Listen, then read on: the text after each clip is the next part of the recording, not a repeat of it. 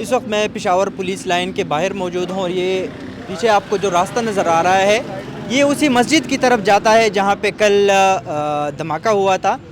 اب تک تازہ ترین اپڈیٹ کے مطابق 88 افراد جو ہے ان کی موت واقع ہوئی ہے اس دھماکے میں۔ تازہ ترین اگر اب بتاؤ تو پولیس لائن کے باہر سیکیورٹی جو ہے وہ بہت سخت کی گئی ہے۔ جتنی بھی گاڑیاں یہاں پہ آتی ہے، چاہے وہ سرکاری ہو، چاہے وہ پرائیویٹ گاڑیاں ہے، چاہے موٹر سائیکل ہے، ان کی باقاعدہ طور پر یہاں پہ چیکنگ کی جاتی ہے۔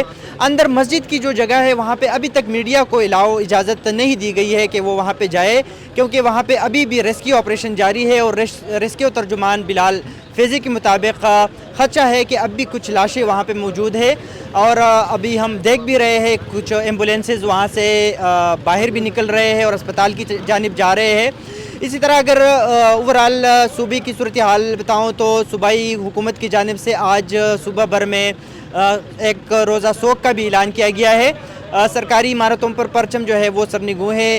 ابھی تک پولیس کی جانب سے واضح طور پر یہ نہیں بتایا گیا ہے کہ دھماکے کی نوعیت کیا تھی، تاہم اتنا بتایا گیا ہے کہ دھماکے میں دھماکہ خیز مواد استعمال کیا گیا ہے۔ تاہم پولیس کے مطابق خودکش حملہ آور کا استعمال اس دھماکے میں خارج از امکان نہیں ہے۔